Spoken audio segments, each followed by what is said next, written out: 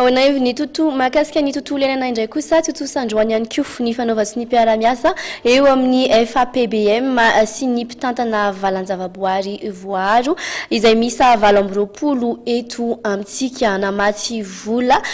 mahery ny enina alina sy iray hetsy sy roa tapitrisa dolara amerikana ho an'ny tsy sehatra itimo ny FAPBM hoarantsika ny anjenjeny. Famotsim-bola mahery nisy enina alina sy iray hetsy roa tapitrisa dolara amerikana no totalin'ny vola hovatsian'ny Fondation pour les aires protégées et la biodiversité de Madagascar na FAPBM ireo valan-javaboary voaharo misy 20 miara-miasa aminy amin'ny taona 2024. Nitotsain'io toloakandro tetsy Antaninarenina ny fanaovatry ny an'izany famatsim-bola han'ny FAPBM sy ireo mpitantana valan-javaboary voaharo miara-miasa amin'izany. Namaranantsika ny androandroany moa zany dia ny fanaovatsony andreo fifanarahana fanomezana ny famatsim-bola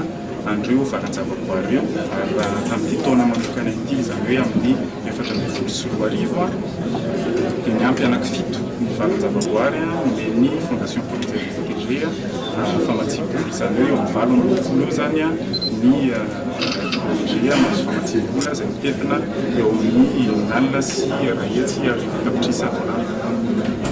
Tombon-tsoa no azon'ireo mpitantana valan-javaboary voaharo miara-miasa amin'ny FAPBM aorian'izao famatsim-bola zao. Nasionala dia misy karazan-javatra marobe ny fanaovana izy io. Raha misy fotsiny tsika raha tsy laza fotsiny aho ny famaritana andreo faritra atao hoe faritra arovana izay misy fanaovana zonage dia misy koa ny fiaraha-miasa amin'ny service foncier fanaovana fornage ny toerandreo dia ao anatin'izay koa ny tontan-taratasy izy tsokaviny avy ilaina amin'ny asa politika dia ny environnemental zany ny antonalatsona manokana ny androany ary inona moa izy nareo ny tombotsoa azahoana ny statut de protection définitive io zany dia ahafahana miaro amin'ny valan-javaboary izay mahatonga anazy hoe ilaina manao an'izay satria rehefa ohatra ka azo ny statut de protection définitive dia tsy mahazo tsony zany ohatra raha tsy handay efatry ny any amin'ny resaka renakibon-tany ako rehefa misy an'io ary délimité les zones dia tsy afaka ataon'ny olona tsony zany dia mitrandraka renakibon-tany ao amin'aka io zany dia tena entina hiarovana ny valan-javaboary.